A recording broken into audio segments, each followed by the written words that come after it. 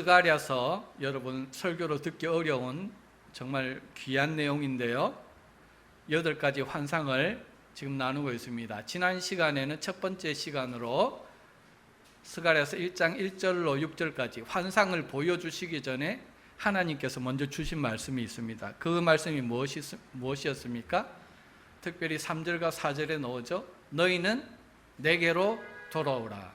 그리하면 내가 너희에게로 돌아가리라. 너희 조상들을 본받지 말라. 너희가 악한 길, 악한 행위를 떠나서 돌아오라. Return to me, 찰리, 샤론 아이제. Return to me 합니다. 내게로 돌아오라 합니다. 지금 70년간 바벨론 포로로 갔다가 지금 돌아온 공동체입니다. 몸은 벌써 주님의 성전 앞에 와 있습니다. 그런데 내게로 아직 돌아오지 않았다. 내게로 돌아오라. 무슨 말입니까? 마음이 돌아오고 살아가는 관심사가 돌아오고 삶이 돌아와야 된다는 거예요. 너희 조상들을 봐라. 그렇게 하다가 결국은 바벨론 포로로 끌려가서 70년간 그렇게 매맞지 않았느냐? 만군의 여호와가 말한다고 3번을 거듭 강조하시면서, 만군의 여호와가 누굽니까? 우리에게 생명을 주신 생명의 주관자십니다. 우리 삶과 역사를 주관하시는 주관자십니다. 어떤 목사님이 말씀하십니다. 하나님께 매를 많이 맞고 결국 마지막에 60이 다 돼서 하나님께 매 맞고 돌아온 목사님이 계세요. 성공도 많이 하고 돈도 많이 벌었는데 한순간에 실수로 돈 다 날려버렸어요. 큰 집 2채 있었는데 다 날려버렸어요. 2손 들고 앞에가 십자가를 붙들고 목사가 됐습니다. 그분이 하는 말이 뭔지 압니까? 하나님께, 여러분 그분 표현 까불지 마십시오. 하나님은 우리 봐주신다고 살짝만 딱 갖다 대도, 우리에게 하나님의 손길이 살짝만 스쳐도 우리에겐 죽음이라는 거예요. 자기가 그걸 느꼈다는 거예요. 하나님이 봐주시면서 살짝 건드셨는데 자기는 그냥 죽는 것 같은 그런 경험을 하고 주님께 돌아왔다는 겁니다. 그래서 이제 다시는 그 길로 돌아갈 수 없다 고백하는 겁니다. 그래서 오늘 주님께서 3절에 계속적으로 만군의 여호와가 이같이 이르노라. 만군의 여호와인지 모릅니까? 하나님의 백성으로 성전을 재건하러 지금 와 있는데, 그죠? 그런데 3번을 거듭해서 이야기하시는 건 무엇입니까? 너희 생명이 누구에게 있다? 내 거라는 거예요. 네 생명이 아니라는 거예요. 너의 삶, 너의 터전이 누구 거다? 내가 준 거라는 거예요. 나에게 돌아오라는 것은 무엇입니까? 세상에 바쳤고 너의 인생을 위해 바쳤던 그 생명, 내가 준 생명을 누구에게 바쳐라? 하나님께 바쳐라. 그렇게 내게로 돌아온 자에게 주시는 회복의 메시지가 바로 스가랴서의 그 뒤에 나오는 8가지 환상이에요. 그래서 이제 8가지 환상, 다시 말해서 회복의 약속을 주시는데 오늘 첫 번째 환상입니다. 먼저 첫 번째 환상에 보면은 현재 돌아와 있는 하나님의 백성들이 어떤 상황인지, 현재 다시 말해서 저와 여러분들이 하나님의 성전에 나와 있는데 저와 여러분의 상황이 어떤 상황인지 하나님이 보시는 영적인 실상을 보여주는 거예요. 1장 8절 상반절이죠. 내가 밤에 보니 사람이 붉은 말을 타고 골짜기 속 화석류 나무 사이에 섰고 합니다. 하나님의 백성을 지금 어떤 나무에 비유합니까? 어떤 나무? 화석류 나무입니다.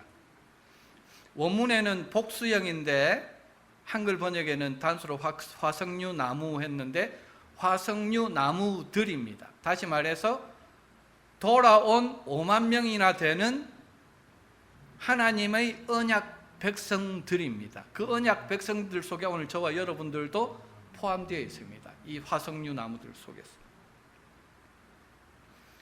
그런데 왜 주님은 화석류 나무들이다 라고 저와 여러분들을 지금 표현하고 있을까요? 이 화석류 나무는 어떤 나무일까요? 이 말씀을 계속 들으시면서 묵상해 보시기 바랍니다. 왜 나를 화석류 나무라고 하셨을까? 그런데 이 화석류 나무들이 지금 어떤 상황에 놓여져 있습니까? 본문에 보니까 내가 밤에 보니, 어두운 밤에, 그리고 골짜기 속 화석류 나무, 골짜기 속에 화석류 나무가 놓여져 있습니다. 어두운 밤에 음침한 깊은 골짜기 속에 하나님의 백성들이 지금 놓여져 있다는 것입니다. 이런 상황을 성경 말씀은 하나님의 임재 공식이라고 말합니다. 창세기 1장 1절이 어떻게 시작합니까? 태초에 하나님이 천지를 창조하시니라. 하나님께서 천지를 창조하실 때에 그 2절에 뭐라고 말씀하십니까? 그 땅이 혼돈하고 공허하며 흑암이 깊음 위에 있고, 그 흑암이 깊음 위에 있을 때 하나님의 신이 이미 수면에 운행하고 계셨는데, 그러면서 창조가 시작되었는데 모든 빛의 근본이 되는 빛의 원천을 창조하시고 태양과 달과 별들을 창조하시면서 창조가 시작되어지죠. 하나님의 능력이 나타났다는 것입니다. 마찬가지로 오늘 본문에서 어두운 밤에 골짜기 속에 하나님의 백성들이 화석류 나무같이 놓여져 있는 것을 우리에게 보여주십니다. 이때 누가 나타나느냐? 눈에 붉은 말을 타신 한 사람이 그 나무들 사이에 서 있는 것을 스가랴에게 환상으로 보여주십니다. 이분이 누구입니까? 본문에서는 여호와의 천사라고 뒤에 나오는데, 여호와의 천사의 모습으로 현현하신 우리 주님이십니다. 이전에 스가랴 언약 백성들은 이 어두운 밤에 주님의 모습을 봤습니까? 보지 못했습니까? 보지 못했습니다. 왜? 하나님은 영이시기 때문에요, 우리가 육신의 눈으로 보고 싶어도 볼 수가 없어요. 그런데 여러분, 우리 육신의 눈으로 하나님이 보이지 않는다고, 주님이 보이지 않는다고 주님이 안 계신 것입니까? 그렇지 않다는 것입니다. 어두운 밤이라고 우리 주님이 손 놓고 계신 것입니까? 그렇지 않다는 겁니다. 내가 사망의 음침한 골짜기를 다닐 때에 주님이 눈에 안 보인다고 주님께서 나와 계시지 않은 것입니까? 그렇지 않다는 것입니다. 그래서 이 어두운 밤 골짜기 속에 있는 화석류 나무들 사이에 서 계시는 주님의 모습을 환상을 통해서, 영안을 열어서 보여주시는 것입니다. 내가 너를 잊지 않았다, 너와 함께 있다 라는 것입니다. 혹시 우리 중에 현재 어두운 밤을 맞이하신 분 계십니까? 계실 거예요. 음침한 골짜기를 지나고 계신 분이 계십니까? 주일날 이쁘게 하고 주일 예배 나와서 주님을 만나잖아요. 신목사도 만나고, 그죠? 우리 성도들도 함께 만나는데, 그렇지만 우리 속에 있는 분하고 다른 사람들은 보지 못하지만 이 어둠을 우리 주님은 보십니다. 외면하지 않습니다. 그러므로 이런 어둠이 있다고 낙심하지 마시고, 여러분 고개를 들어서 우리 예배 가운데 말씀으로 임재하시는 주님을 바라보시기 바랍니다. 영적인 문을 열어달라고 스가랴에게 보여주신 것처럼 나에게도 주님의 이 임재를, 영안을 열어서 보게 해달라고, 말씀으로 임하는 이 환상이 나에게 실상으로 다가오게 해달라고, 여러분 그런 사모하는 마음이 있으시기를 주님 이름으로 바랍니다. 여러분, 오히려 우리가 어두운 밤, 어두운 골짜기를 만났을 때 기회예요. 창세기부터 말씀하시잖아요. 주님이 임재하시고 우리를 만나 주실 기회입니다. 할렐루야. 그러면은요, 주님은 이 화석류 나무들 사이에 지금 서 계시는데, 말하자면은 오늘 권사님들과 우리 사이에 주님이 지금 영으로 임재해 계십니다. 실상입니다. 실제로 그렇습니다. 어떤 일을 하고 계시느냐는 거예요. 먼저 주님 뒤에 세 가지 말들이 나오는데요. 어떤 말들이 나옵니까? 8절에 보니까 내가 밤에 보니 사람이 붉은 말을 타고 골짜기 속 화석류 나무 사이에 섰고 그 뒤에는 홍마와 자줏빛 말과 백마가 있기로 하죠. 다시 말해서 세 가지 색깔의 말이 여호와의 천사, 주님의 현현이죠. 주님 뒤에 나타나는데 홍마, 자줏빛 말, 백마입니다. 그림에 보면은 말 탄 사람까지 같이 나오는데 본문에는 말만 나오죠. 그리고 주님이 타고 계시는 붉은 말까지 총 4마리의 말이 나오죠. 그죠? 이 4마리의 말은 누구냐는 것입니다. 그래서 스가랴가 이 4마리의 말을 보면서 자기하고 대화하고 있는 천사에게 묻습니다. 이들이 무엇입니까? 10절에 말씀하실 때 이는 여호와께서 땅에 두루 다니라고 보내신 자들이라 이렇게 대답을 합니다. 다시 말해서 온 땅을 감찰하고 보고하라고 보낸 천사들입니다. 다시 11절에 보니까 그들은 땅을 두루 다녀본 후에 화석류 나무 사이에 서 계시는 여호와의 천사, 다시 말해서 주님께 와서 보고를 합니다. 어떻게 보고합니까? 온 땅이 평안하고 조용하더이다 합니다. 여러분, 이게 무슨 뜻일까요? 지금 하나님의 백성들은 어디에 있습니까? 어두운 밤에 골짜기 속에 있잖아요. 그죠? 고난 가운데 있잖아요. 어려움 당하고 있잖아요. 그런데 온 세상을 두루다녀 보니까 온 세상은 평안하고 조용하게 살더라는 거예요. 하나님의 백성은 그렇게 핍박하던 온 세상의 열강들, 세상은 평안하더라는 거예요. 오늘 우리가 그렇지 않습니까?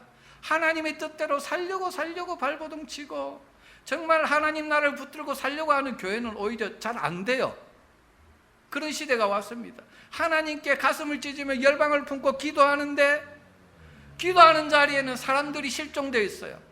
참 놀러 다니는데, 즐기러 다니는 데는 사람들이 넘쳐나요. 그래서 믿는 자들이 마음이 아픕니다. 상합니다. 이 온 땅이 평안하고 조용하되이다.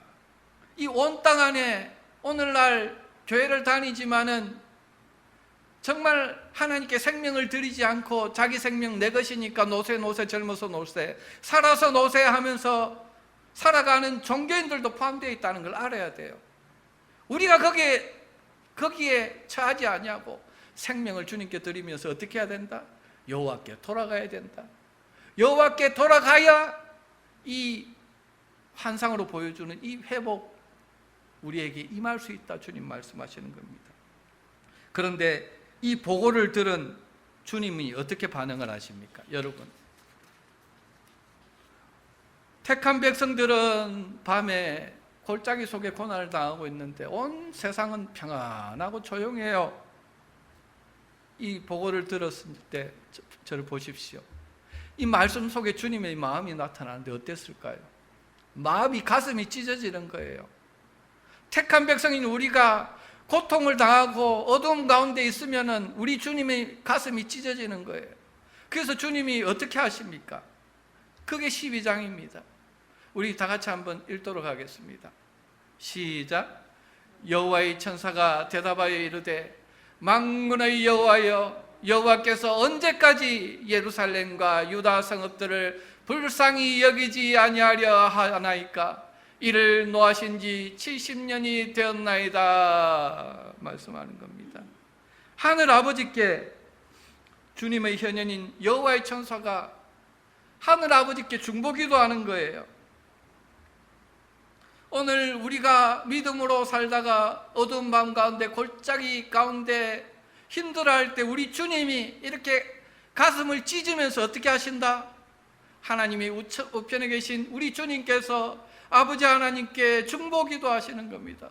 언제까지 저렇게 내버려 두실 것입니다. 언제까지 불쌍히 여기지 아니하려 하십니까? 주님의 때가 이제 거의 다 되지 않았습니까? 좀 회복 좀 시켜주십시오.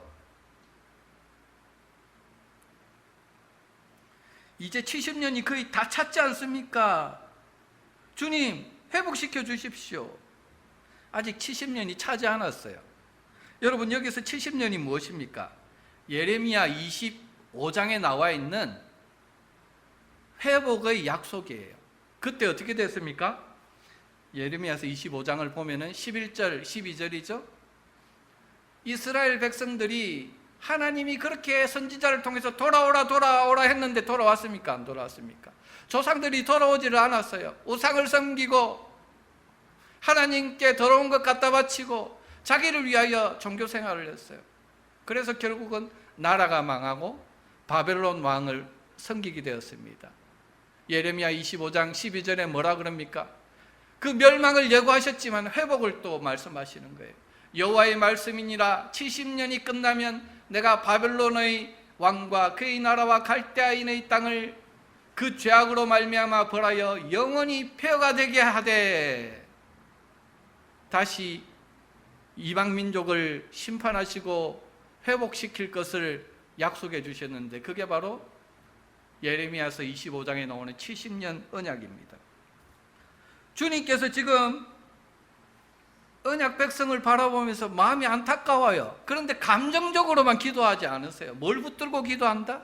예레미야서를 통해서 주신 그 언약의 말씀, 약속의 말씀을 붙들고 기도하잖아요. 이제 70년이 다 찼잖아요.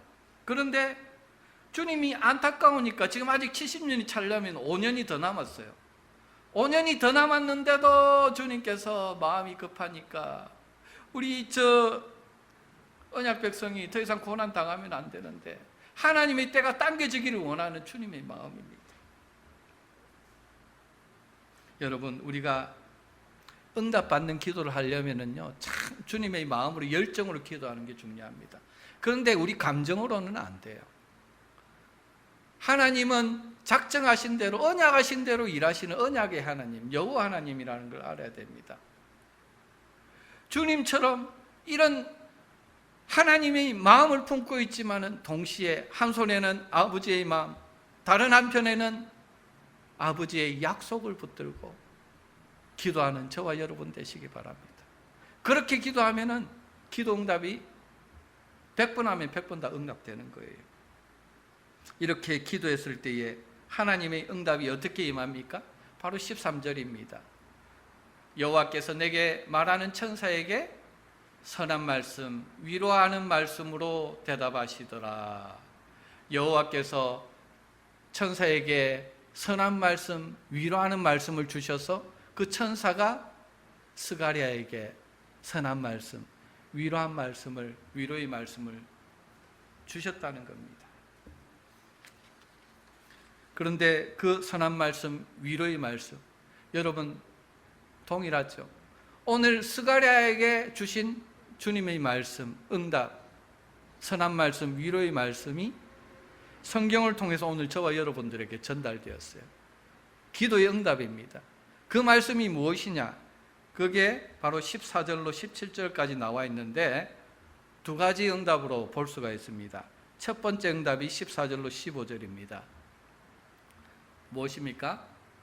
14절에 보면 내게 말하는 천사가 내게 이르되 너는 외쳐 이르기를 만군의 여호와의 말씀에 내가 예루살렘을 위하여 시온을 위하여 크게 질투하며, 다른 번역에 보니까 이게 질투하는 사랑이에요.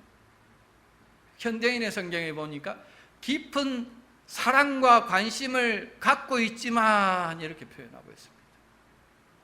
너무 사랑하기 때문에 죄악 가운데 더러운 가운데 둘 수 없기 때문에 바벨론에 가가지고 회개하고 돌아올 수 있도록 하나님께서 회개의 기회를 주셨다는 거예요.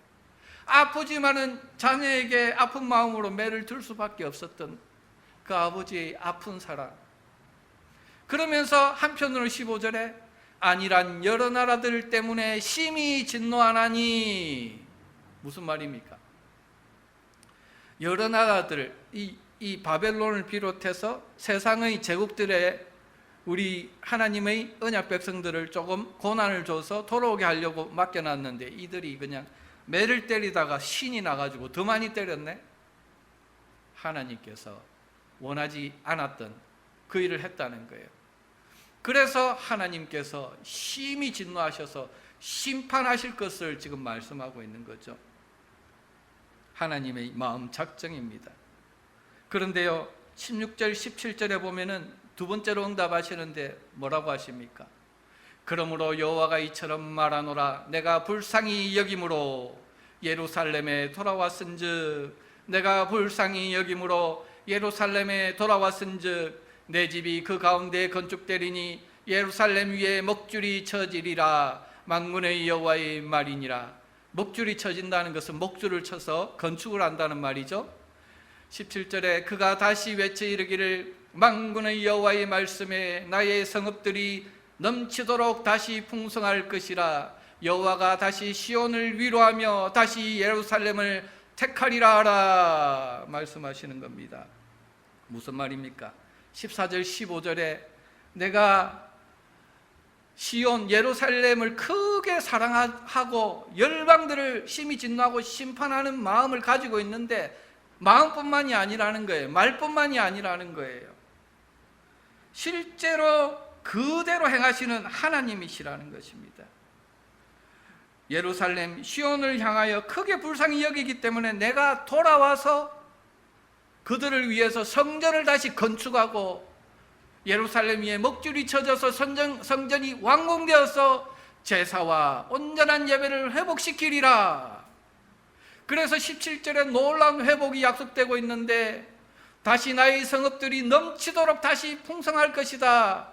여호와가 다시 시온을 위로할 것이다. 다시 예루살렘을 택할 것이다. 스가랴에게 주시는 약속이에요.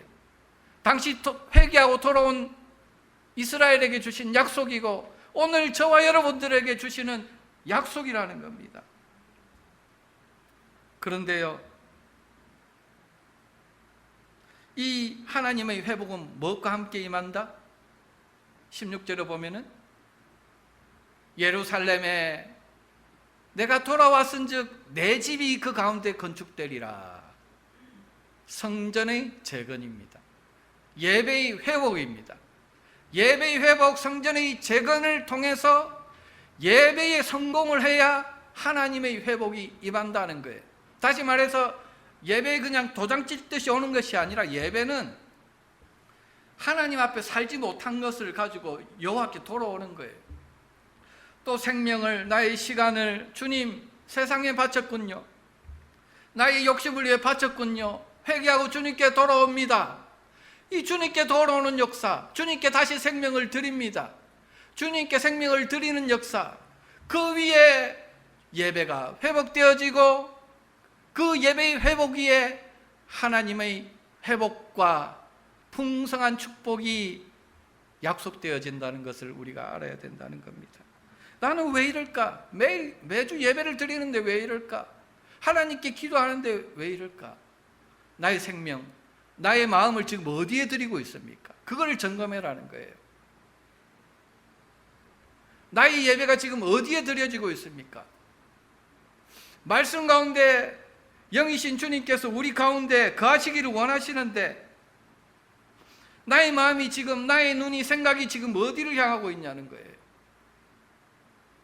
주님이 저와 여러분들을 어두운 흑암에서 빛으로, 골짜기에서 건져서 푸른 초장 실만한 물가로 인도하시기를 원하는데 네가 그 어두운 가운데 돌아오지 않으면 할 수가 없다는 거예요. 공의의 하나님께서 나에게로 좀 돌아와. 몸만 돌아오지 말고 마음도 돌아오고 생명도 돌아오고 시간도 돌아오고 한번 나에게 생명을 투자해보라는 거예요. 내가 너에게 질투한다. 심히 크게 질투한다. 깊은 사랑과 관심을 가지고 있다. 주님 말씀하는 거예요. 그래서 화석류 나무들을 어두운 밤을 만나게 하고 깊은 골짜기를 지나가게 하시는 거예요. 그런데요, 이렇게 해서 성전이 완성이 되었습니다. 학개와 스가랴가 사역을 시작한 게 BC 520년 다리오 1세가 재위한 지 2년 되던 해죠. 그런데 5년 후인 BC 515년에 스룹바벨 성전이 재건이 됩니다. 그런데 그때 보십시오. 이 스룹바벨 성전이 얼마나 초라했습니까? 저희 이 생명과 사랑의 교회 렌트를 해서 지금 예배 드리고 있는데 큰 교회에 비하면 얼마나 외적으로 초라해요. 이전에 솔로몬 성전에서 예배를 드렸던 사람들이 스룹바벨 성전에서 이제 준공식을 하려고 딱 보니까는 작은 일의 날이라고 업신여기는 거예요. 너무 초라한 거예요. 주님께서 회복을 약속을 하셨는데 지금 17절에 넘치도록 다시 풍성할 것이고 성읍들이 풍성할 것이라고 했는데 그 약속은 이루어지지 않았어요. 조그만한 회복, 조그만한 풍성이 그들에게 경험되어졌다는 것입니다. 실제로 역사적으로 보니까 이 스룹바벨 성전은요, 그 뒤에 300년 정도 지난 후에 주전 167년에 시리아 안티오쿠스 4세에 의해 가지고 성전이 더럽혀졌잖아요. 완전히 파괴되고 맙니다. 그때 마카비 혁명이 잠시 일어났죠. 그래서 완전히 이 성전이 무너져 버렸습니다. 다시 말해서 오늘 주님께서 내가 내 집을 건축하고 예루살렘에 다시 돌아올 것이다, 나의 성읍들이 넘치도록 풍성할 것이다 약속하신 것은 스룹바벨 때 약속하신 약속이 아니라는 거예요. 결국은 이 약속이 언제 성취되느냐, 그 말씀이 요한복음 2장에 나옵니다. 이 성전의 건축은 언제 일어나느냐는 거예요.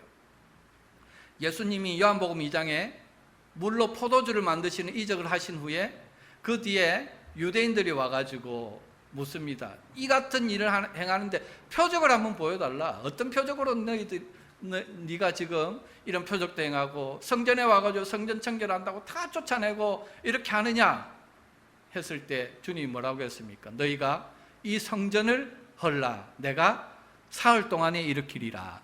권사님 무슨 말일까요?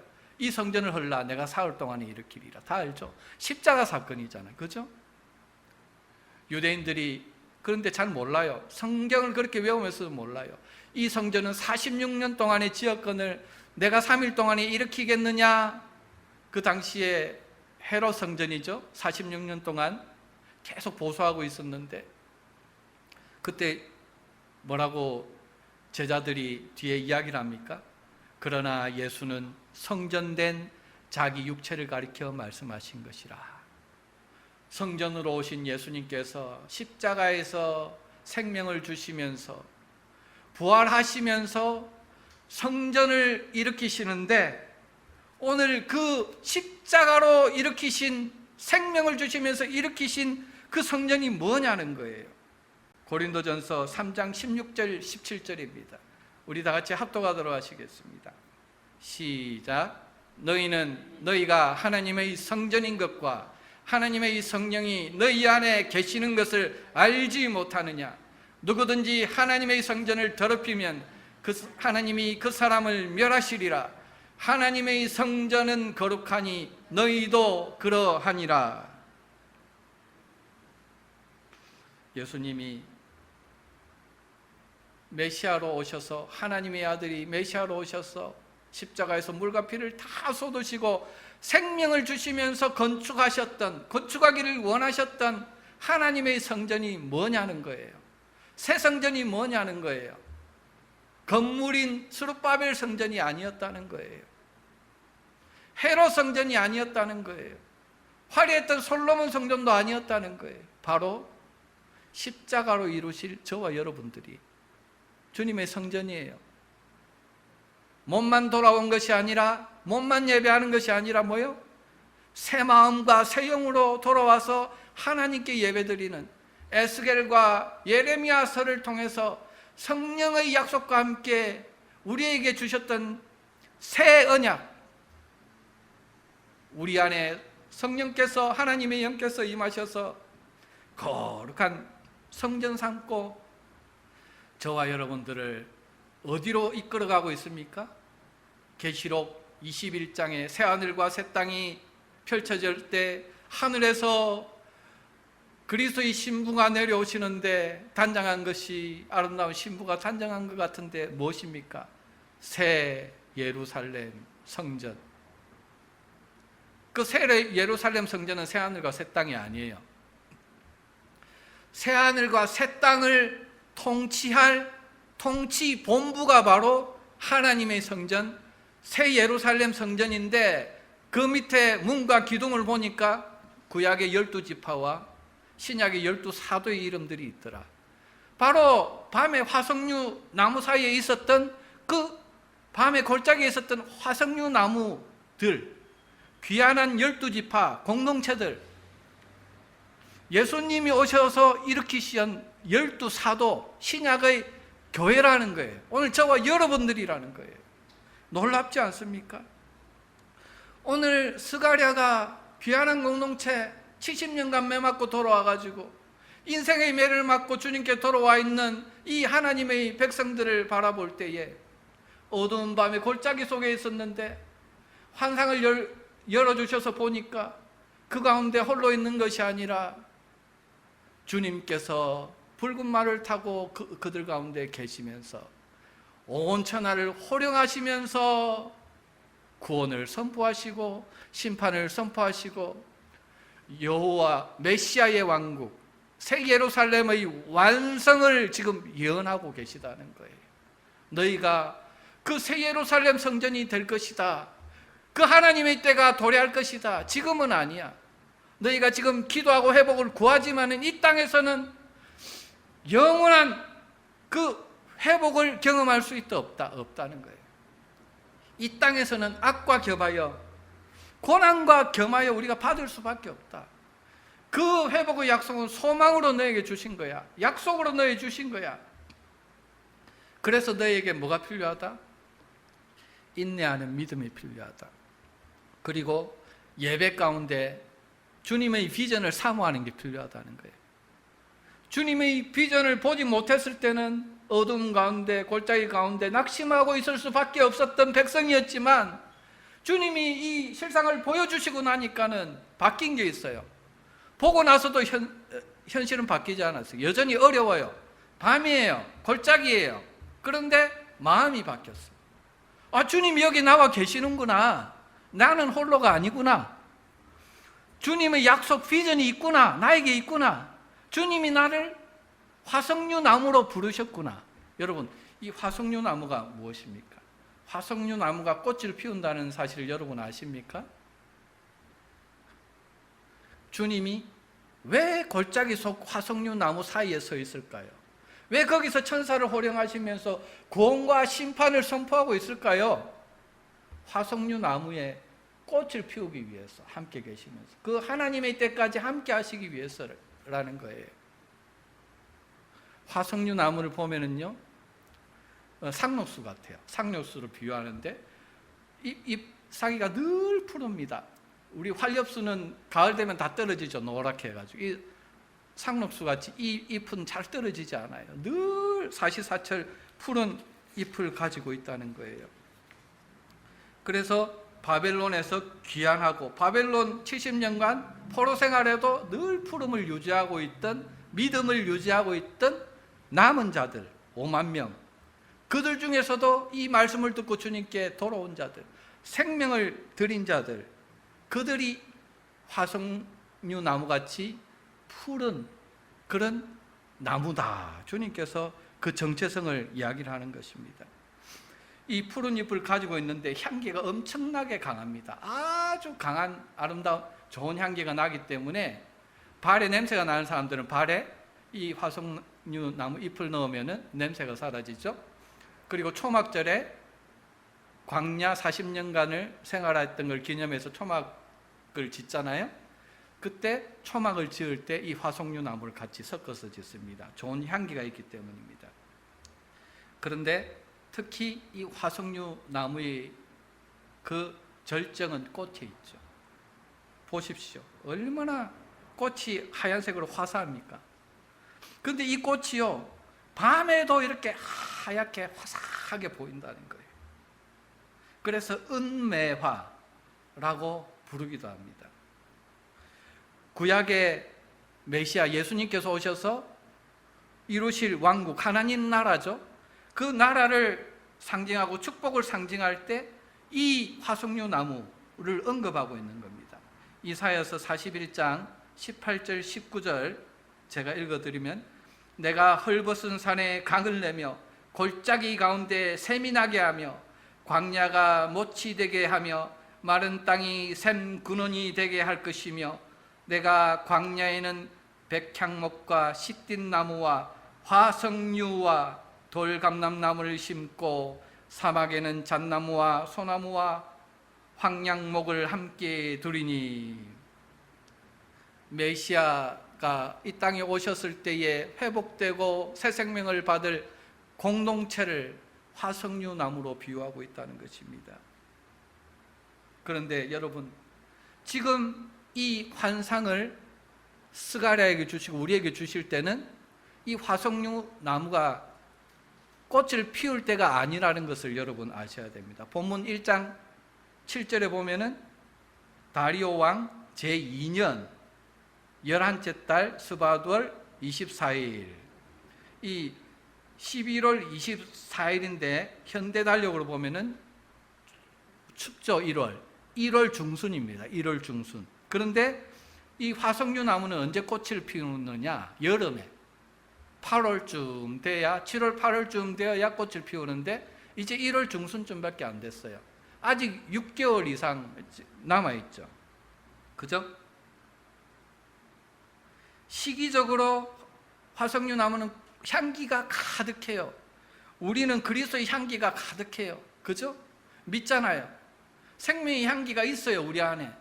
그런데 아직 아름다운 꽃을 만개할 수 있는 그런 하나님의 때가 오지 않았다는 것입니다. 그런데 주님께서 오셔서 하시는 말씀이 무엇입니까? 그래도 너는 화석류 나무야. 지금은 비록 꽃을 피우지 못하고 향기만 내고 있지만 너에게도 반드시 아름다운 꽃을 피울 수 있는 그 여호와의 때, 메시아의 왕국이 도래할 거야. 그것을 바라보라는 거예요. 너는 뭘로 부름받았다? 화석류 나무의 꽃으로 부름받았다. 화석류 나무 가운데 서셔서 말씀하시는 그 주님의 음성 가운데는 너는 나의 꽃으로 부름받았어. 내가 짊어질 십자가의 꽃으로, 십자가의 생명으로 꽃피울 꽃으로 부름받은 자야. 귀한 자야. 너는 꽃이야. 아직 꽃이 피지 않았다고 낙심하지 마. 우리에게 말씀하시는 거예요. 여러분, 이 말씀을 들었을 때에